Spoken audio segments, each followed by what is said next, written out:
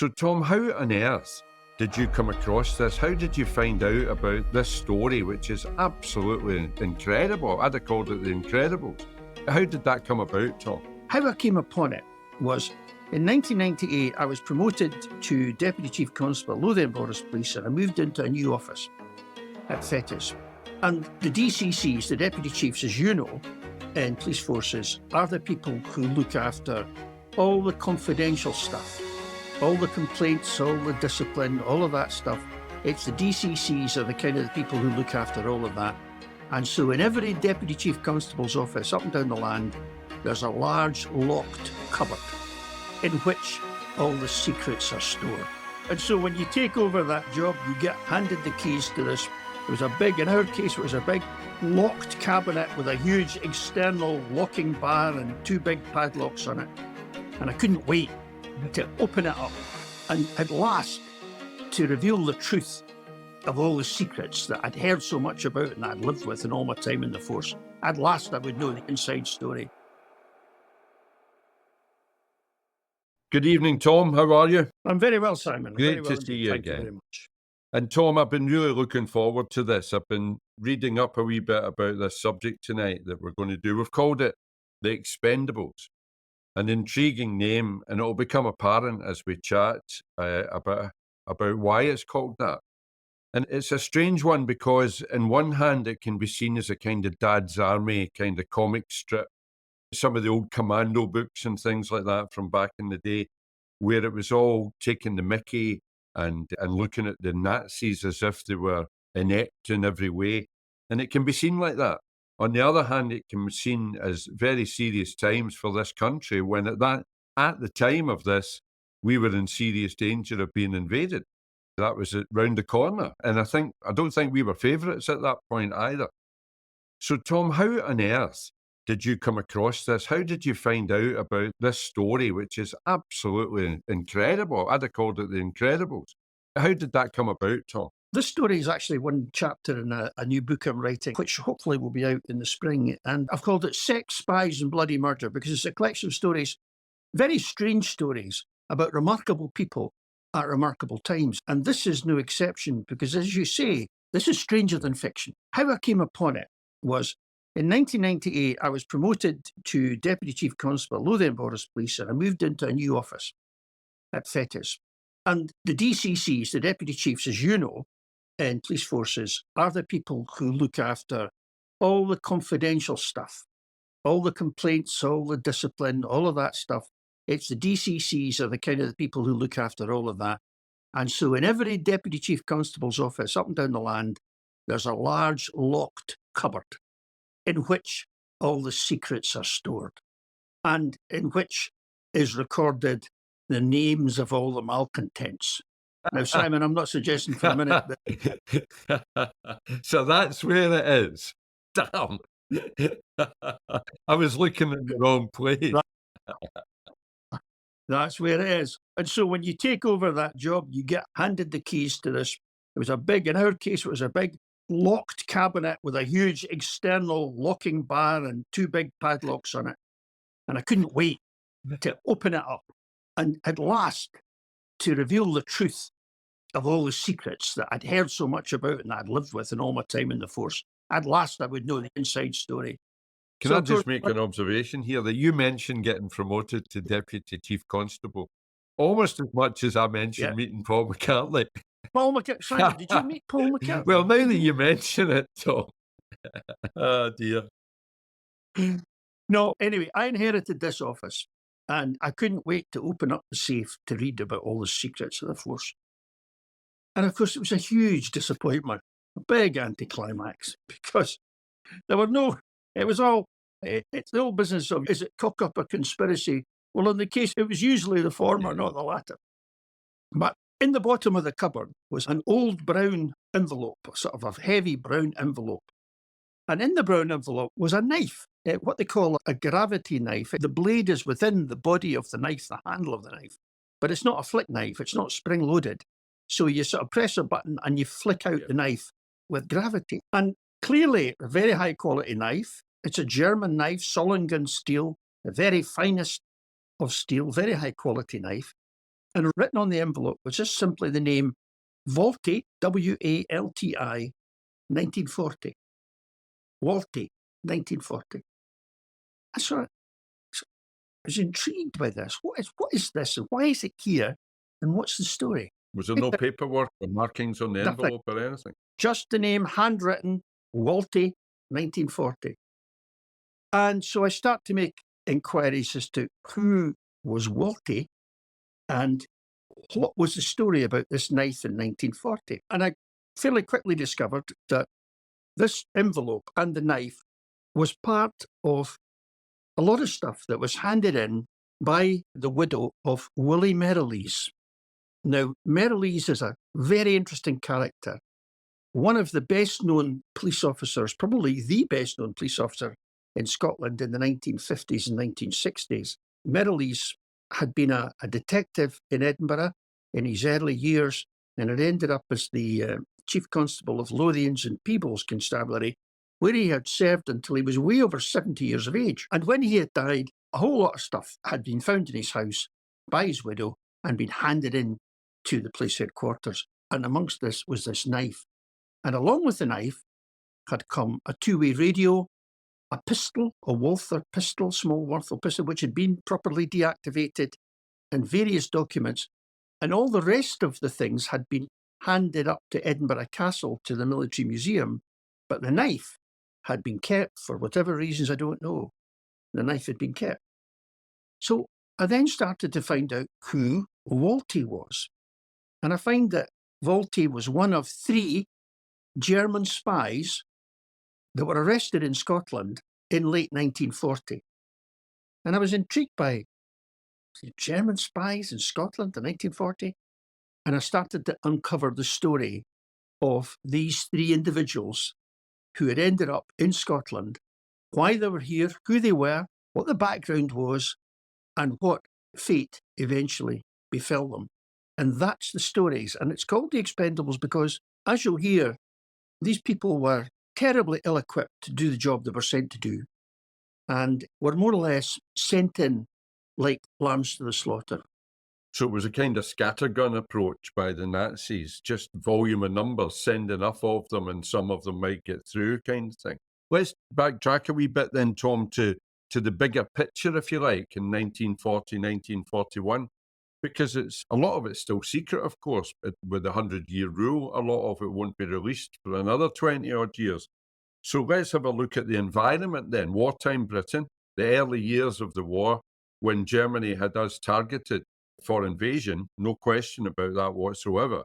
And there's this under-the-radar war going on, kind of Cold War going on between the countries to try and infiltrate, to try and learn secrets, to try and undermine each other. And that, of course, would be MI5 and MI6 on our behalf. And the Nazis had their own forces. So what was going on then? What is that environment? We'd been brought up to believe in our generation, the post-war generation, that the Germans had the best tanks and the best aeroplanes, they had the best battleships, and their soldiers were much more efficient than ours and all of that stuff. And to a certain extent, that's true. But the one thing that they did not have that was anything like a match for us was our intelligence service.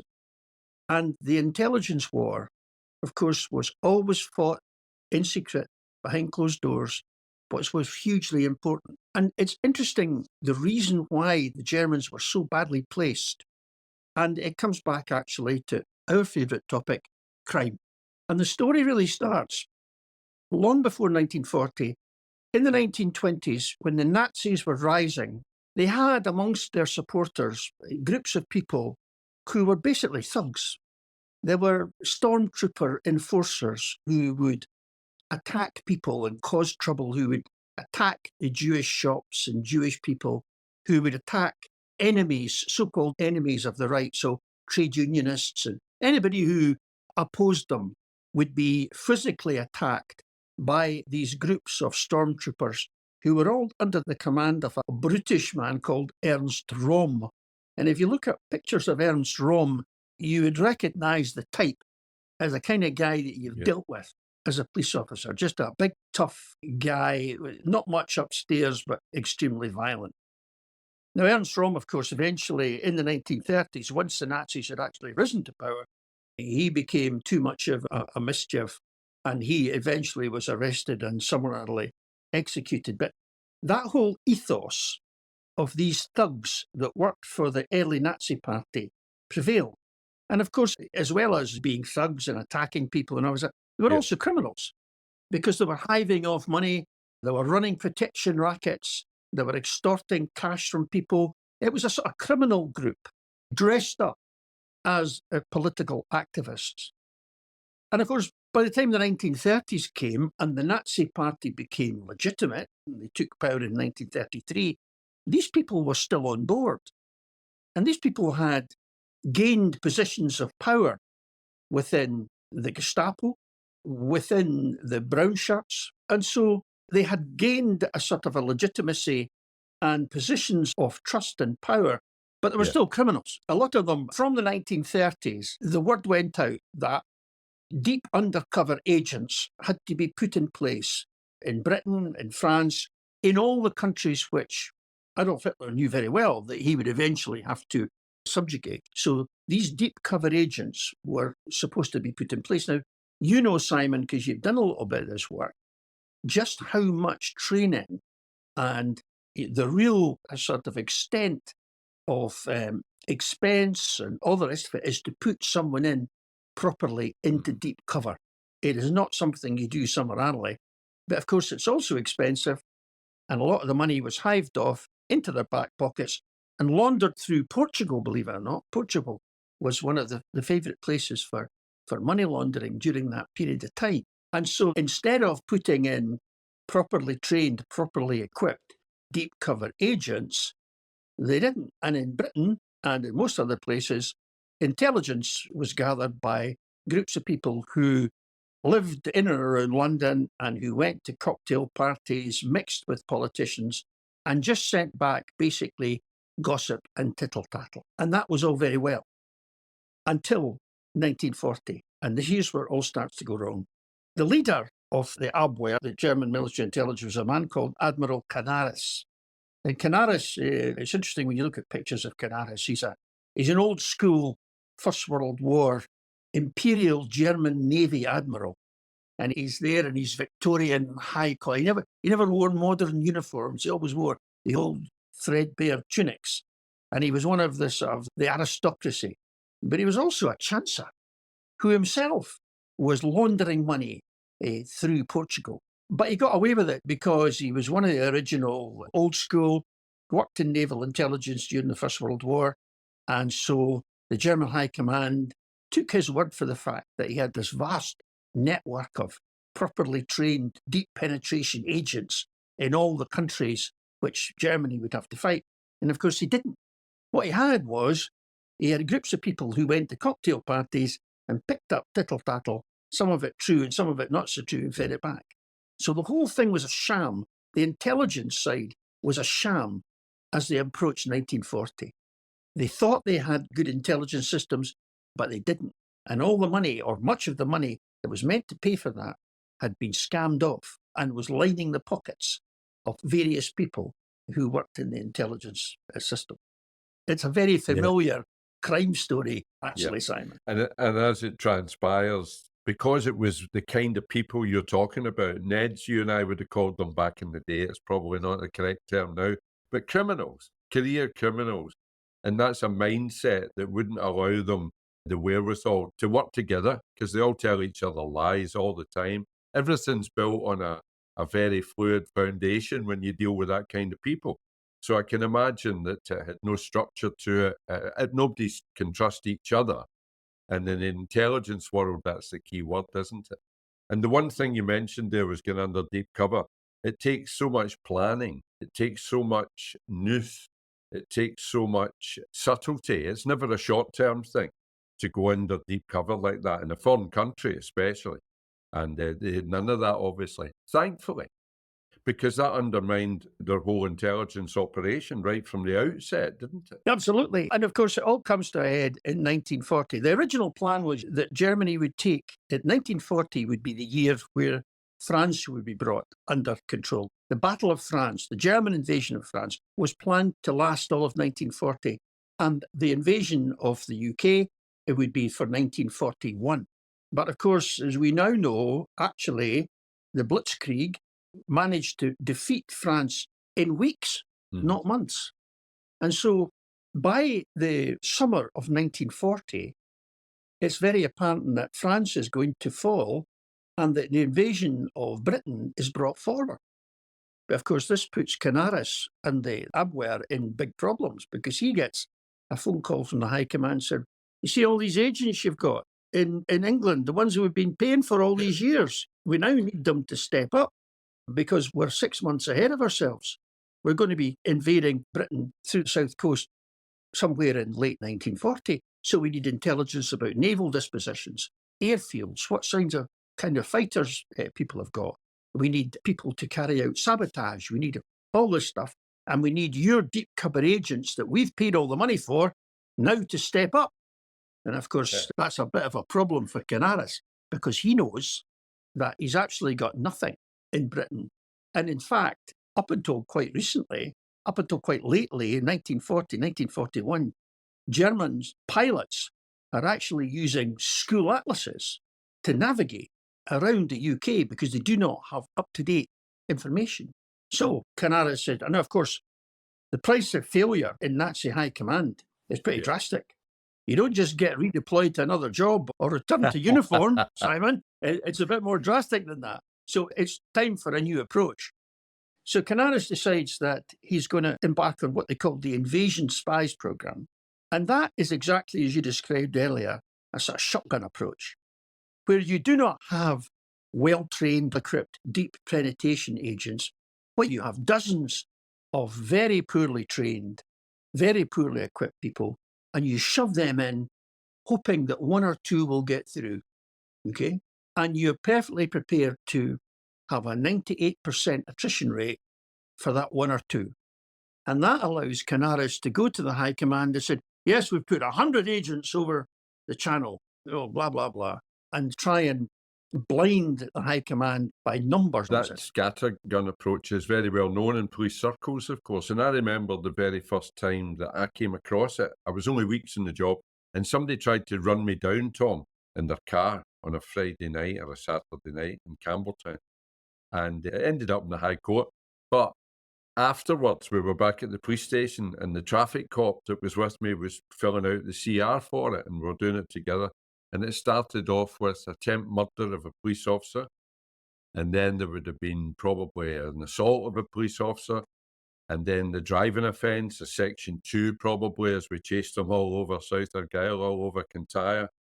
And then there was the no insurance and no tax for the vehicle. I think the vehicle was stolen, maybe from a relative, a 175 or whatever. And it ended up at the end of this big long list of charges that he had a faulty windscreen wiper. So it went from attempt murder to a faulty windscreen wiper. And I said to the traffic cop, is that really appropriate? And he said, Simon, you throw enough shit and some of it will stick, son. Well, that's right. But of course, that was a favourite for plea bargaining. Yeah. You charge someone with 10 charges and they plead to 2 or 3. But if you only charge them with 2 or 3, so there was a reason. That sounds an extreme version of it, but there was a very good practical reason for that. So where do you get these men? Knowing that there's going to be an attrition rate of 98% or whatever, the last thing you want to do is send across good Germans. So you've got to find someone else. What's not touched upon often when we look about the history of the Second World War is what happened to the people who were in the prison system in France and Belgium and Holland when the Germans overran the prisons. Because these people were in prison, serving sentences for crimes or a whole range of crimes, when all of a sudden the prison gets taken over by the Gestapo. And the people who are in prison are in a hopeless situation of vulnerability. Because, of course, if they're enemies of the state, if they're seen to be trade unionists or communists or homosexuals or anything like that, then they're straight to the wall or sent to one of the new concentration camps. But also, it was seen to be a lucrative recruiting point for invasion spies.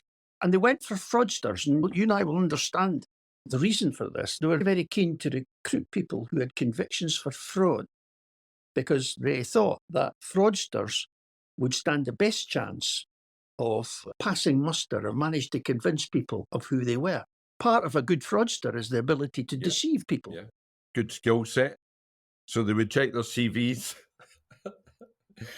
But they had a very captive audience, didn't they? They had a lot of volunteers, I would suggest, from the prisons. The truth of the matter was, it was Hobson's choice. You can imagine yourself sitting in a French prison, doing your 3 or 4 years for fraud, and a knock comes on the door, and there's a guy there making you an offer you couldn't refuse.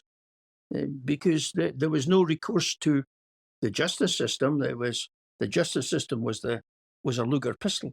And so you didn't have much choice, really. And a lot of the invasion spies who were sent to Britain, and they were sent in their dozens, were actually people who were out of the prison system. And very few of them were actually German. They were mainly French, Swiss, and in quite a few occasions, Simon, we never actually found out who they were, not really. They all had various pseudonyms, and it was very difficult, even at the end of the war, even after they'd been arrested, to find out who they were. So the invasion spy system starts in 1940, and between 1940 and 1941, nearly 100 people were sent over either individually or in groups, and some of them were landed by boat, rubber dinghy in the south coast. Some of them were parachuted in. Many of them met a terrible end. They were parachuted into the wrong places and landed in deep water and drowned. Some of them, immediately they hit the shore, gave themselves up because they were hopeless. Others were so obvious that they were more or less arrested on the beach that they landed on because they were so poorly equipped. Sorry, Tom, did we have intelligence about this at the time? I know that we're historic now. We can see from historic records what was going on. Did we know about this at the time? Were our intelligence services aware of it? We had a very well-placed agent who passed information about many of these people, not all of them, but many of these people as they were landing. And that's why our intelligence services were able to more or less to meet them on a beach. And when they were arrested, if they were arrested in a quiet way which avoided publicity, then of course the next thing that happened is they were turned into double agents. Now, we have spoken before about the role of Percy Sillitoe, who was the Chief Constable of Glasgow between 1931 and 1944, and was a key figure in the intelligence war. And you're absolutely right. We won't know the full extent of Percy Sillitoe's activities until 100 years. So it'll be 2044 until we really find out what exactly role he played. But the double cross system was hugely successful, because what happened was these people landed, they were picked up, they were interviewed, they were given the same choice. Come and work for us, or you're straight in under the Treason Act and you may well be executed. And some of them, will come to this later, but some of them were executed. But a lot of them were turned into double agents and fed back duff information to the Germans. Had we infiltrated the German side at this point, Tom? Do we know that? We'd broken some of the codes, and because we were ahead of the game, and we got an awful lot of help from Polish expatriates, because the Poles were extremely good cryptographers and code breakers. So we were much better placed than the Germans were. Probably not as well placed as we would have liked to have been, but we were, and of course they kept changing the codes and changing systems, but we were a lot better placed than Germans were. And so many of these agents were turned into double agents, feeding back false information throughout the war. And of course the Germans, it must have been a terrible situation for them too, because these agents had landed, some of them just disappeared off the face of the earth, no idea what happened to them, and others were sending back information which was very hard for the Germans to verify was accurate or not. So they were getting a mixture of truthful information, some that was false, some that was out of date, some that was slightly misleading, some that was terribly misleading. And people like Ian Fleming, the James Bond author, the famous James Bond author, Ian Fleming, that's what he did. He spent most of his years, most of his war years, concocting false stories to feed into the double cross system. And he actually had a committee called the XX Committee that used to meet regularly once a week to come up with false lines and false stories to put through the double cross system. so as to deceive and confuse the Germans. Because that must have needed a huge degree of coordination to do that, because you just don't do it randomly. You want these false stories to corroborate each other, to back each other up, all to give a sense of credibility when it reaches the ears that you want it to reach on the other side. And I can imagine Sillitoe, because he was brought down to the South Coast at that time, wasn't he? Specifically ordered down there. And that was his forte: infiltration, misinformation, intelligence. That was what he had been brought up on. I think that's absolutely right. I think in 2044, we will find out the true extent of what he did. And you're absolutely right. I think he had his hand in it when he was the Chief Constable of Glasgow too. Looking how he conducted himself in terms of bringing the gangs down and his work in South Africa, which will be covered in another podcast which we've done, you see his fingerprints all over the double cross system. Tom, you mentioned your new book. I'm saying your new book, it's not out yet. Tell us a wee bit about that and how this fits in with it, The Expendables, before we go on and look at the specific case that we're going to look at in this story. The new book is really a collection of stories which I have researched and written, which interests me, and they're about a variety of things. Some famous criminals. I've tried very hard to stay away from violent criminals because I think we speak too much about violent criminals, and sometimes we have to, and we've done it in this podcast too, but I think there are more interesting people. So I speak about some interesting and clever criminals, and I speak about the Expendables, this case, and I actually visit and try and bring back into the light some amazing characters that I've discovered. And I talk a lot about the sex industry, how it influences the whole of crime and crime patterns, and how we have perhaps viewed the sex industry traditionally through a very false lens. So it's a collection of stories which I hope people will find interesting. And as I say, it's almost done. My plan is that it's going to be published in the spring of next year. And his name again, Tom? Selected Stories from Scotland's Underbelly. And the subtitle is going to be Sex, Spies and Bloody Murder. Tom, before we go on to our Expendables here in this fascinating story and go back to the knife that you found in this cupboard at police headquarters, tell us a bit about the environment in the UK at that time. Because I mentioned Dad's Army at the start of this podcast, and it's not far from that, is it? The Home Guard, etc. Were we on the lookout for these people all over the country? Was it well known that Germany were trying to send people to infiltrate our society here? Yes, it was from mid-1940, particularly on the South Coast. Everybody was on high alert. And the Dad's Army, which is a very funny thing, but the truth about Dad's Army, the programme is, there's an element of truth in it. Yeah. All the best comedy has an element of truth in it. And, there was high alert on the South Coast.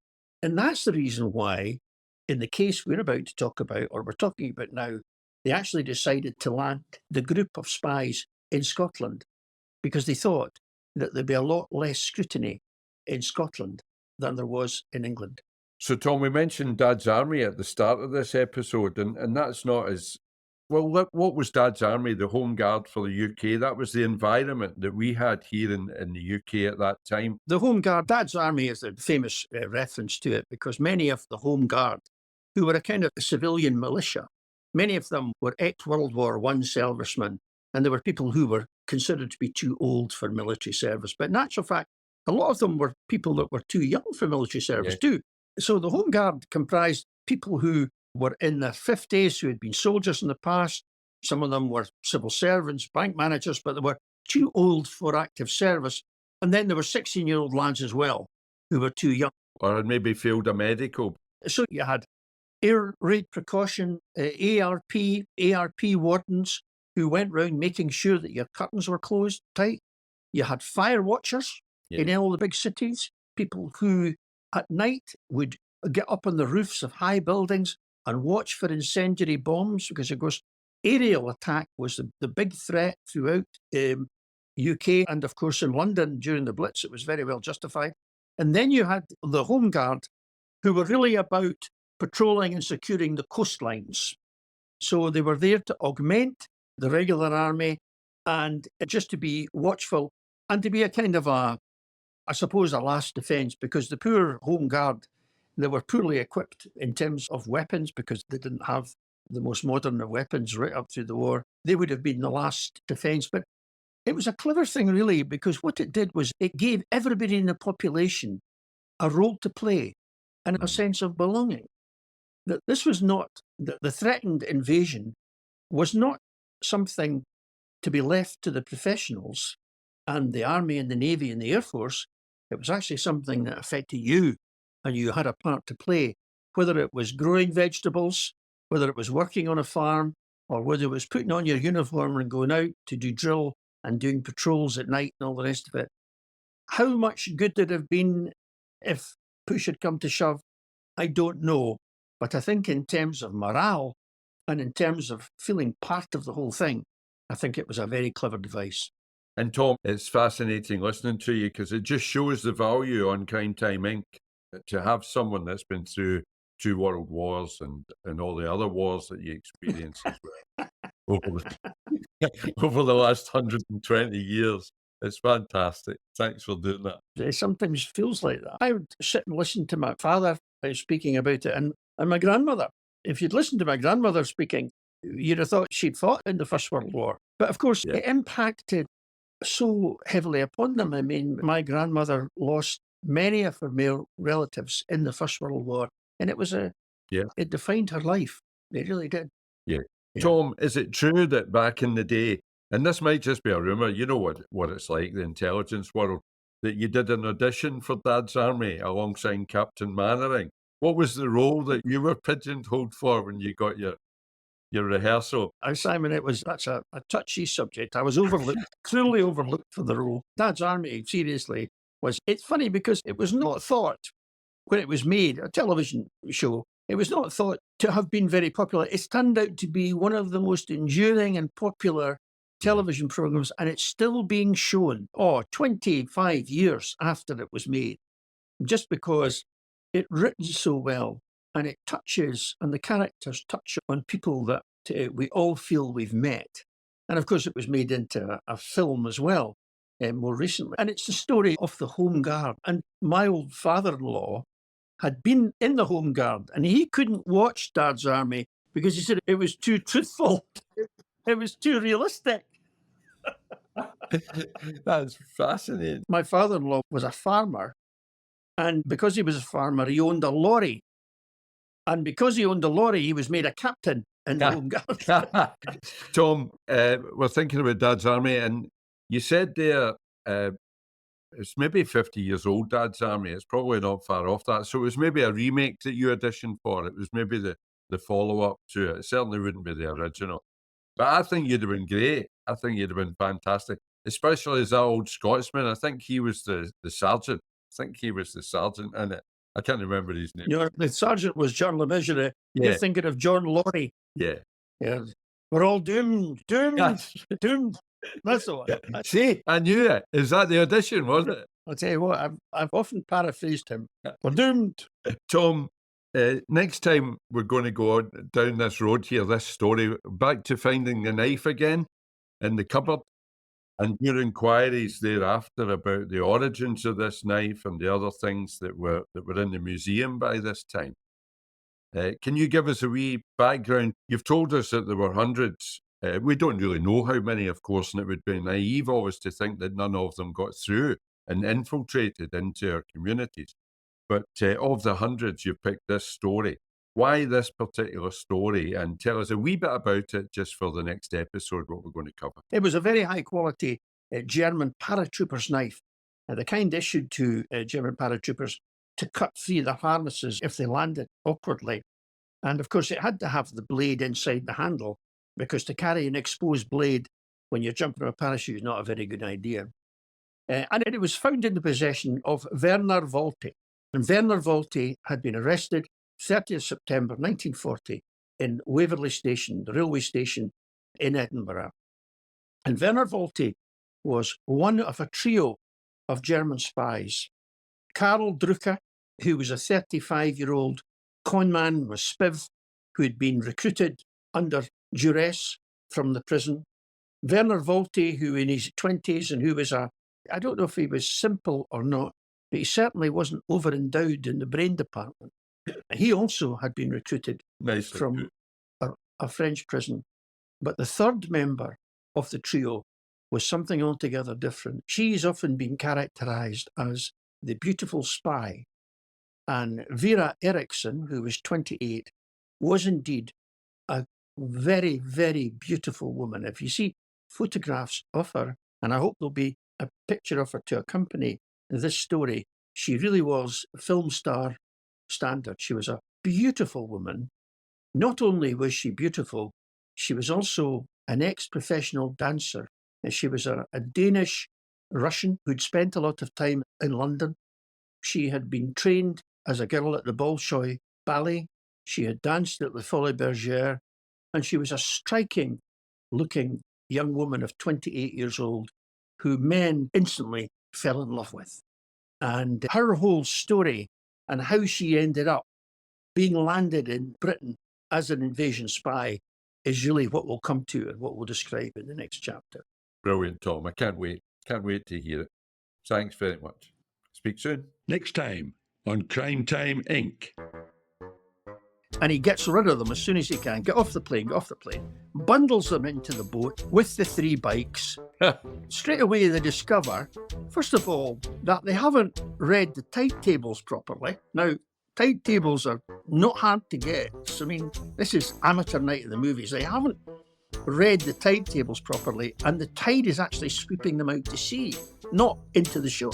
The other thing they then realise is you actually can't paddle this boat with 3 bikes on it, because the bikes are awkward and taking up too much space. And so the first thing they do is they ditch the 3 bikes, and straight away at that very early point, still when they're out to sea in the very early hours of the 30th of September, the operation is already going wrong. Talk about fail to plan and plan to fail. This is a classic example of that. As I say, Simon, I've no doubt you've been involved in some real botch-ups operations, but this one, Simon,